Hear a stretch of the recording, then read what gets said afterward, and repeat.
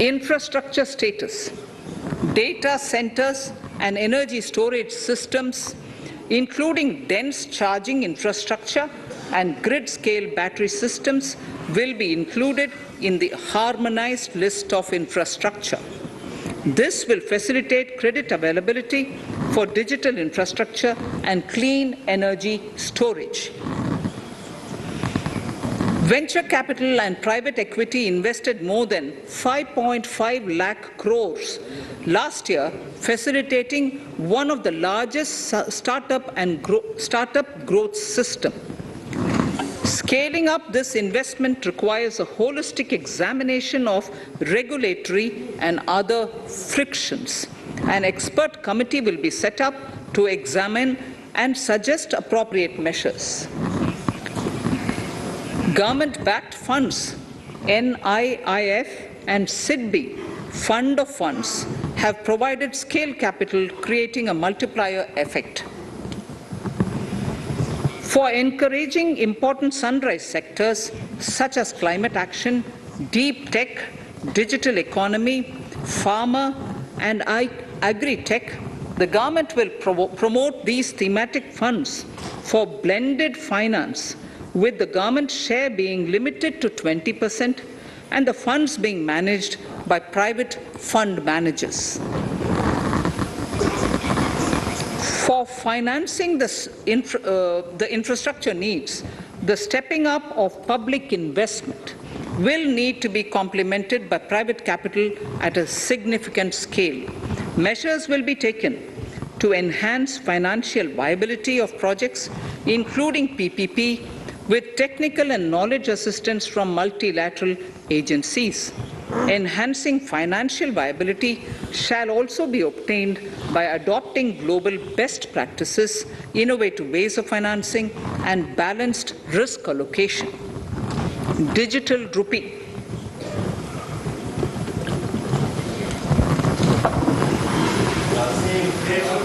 Introduction of a central bank digital currency will give a big boost to digital economy.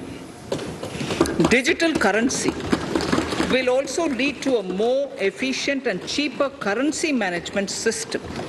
It is therefore proposed to introduce digital rupee using blockchain and other technologies to be issued by the Reserve Bank of India starting 2022 and 23. Financial assistance to states for capital investment. Reflecting the true spirit of cooperative federalism, the central government is committed to bolstering the hands of the states in enhancing their capital investment towards creating productive assets and generating remunerative employment. The scheme for financial assistance to states for capital investment has been extremely well received by the states. In deference to the requests received during my meeting with the chief ministers and state finance ministers, the outlay for this scheme is being enhanced from 10,000 crores in the budget estimates to 15,000 crores in the revised estimates for the current year.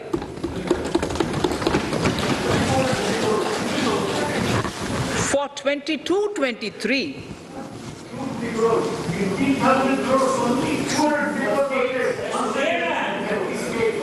I'll repeat that sentence for the benefit of many of our honourable members.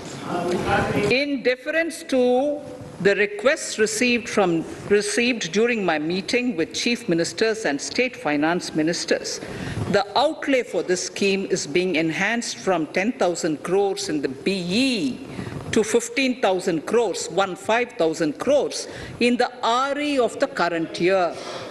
For 22-23, the allocation is 1 lakh crores to assist the states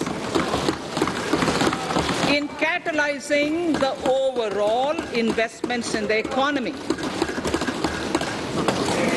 These 50-year interest-free loans are over and above the normal borrowings allowed to the states. Are over and above the normal borrowings to the states.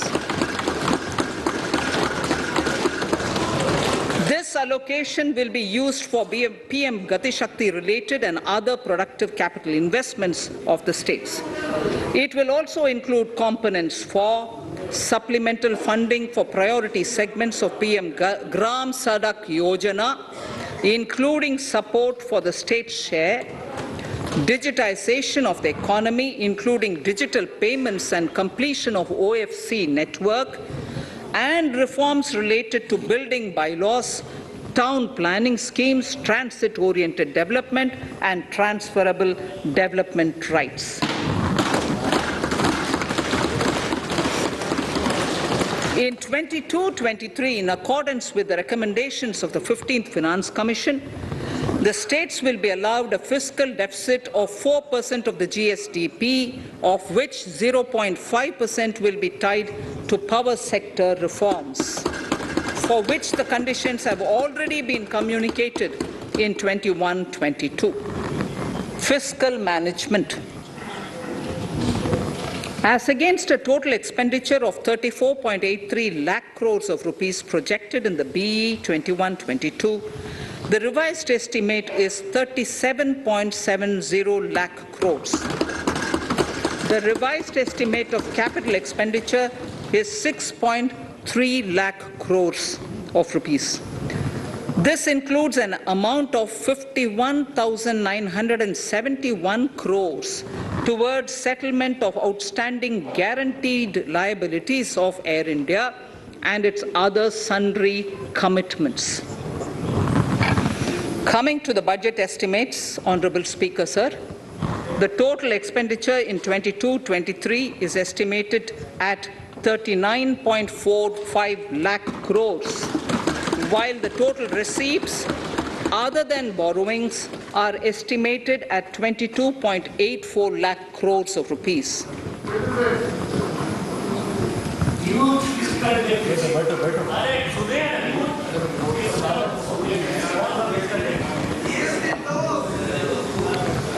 The revised fiscal deficit, Honourable Speaker, in the current year is estimated at 6.9% of the GDP, as against 6.8% projected in the budget estimates.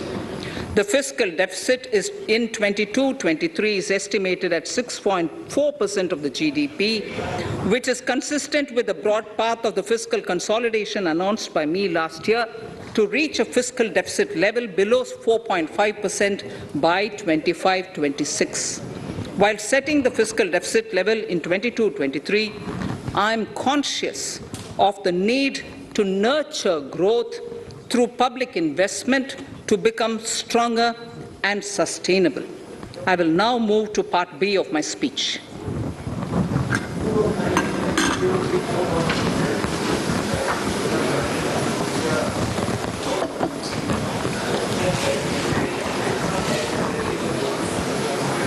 Direct tax.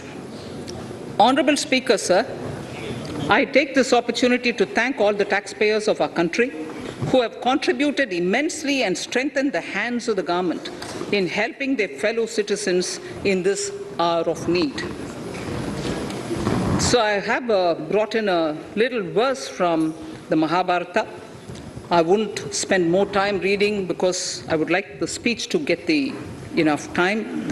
However, the substance of it is the king must make arrangements for yoga kshema, which is the welfare of the populace, by way of abandoning any laxity and by governing the state in line with dharma, along with collecting taxes which are in consonance with dharma. This is Mahabharata Shanti Parva Adhyaya, Shloka 11 from 72. Drawing wisdom from our ancient texts, we continue on the path to progress. The proposals in this budget, while continuing with our declared policy of stable and predictable tax regime, intend to bring more reforms that will take ahead our vision to establish a trustworthy tax regime. This will further simplify the tax system, promote voluntary compliance by taxpayers, and reduce litigation.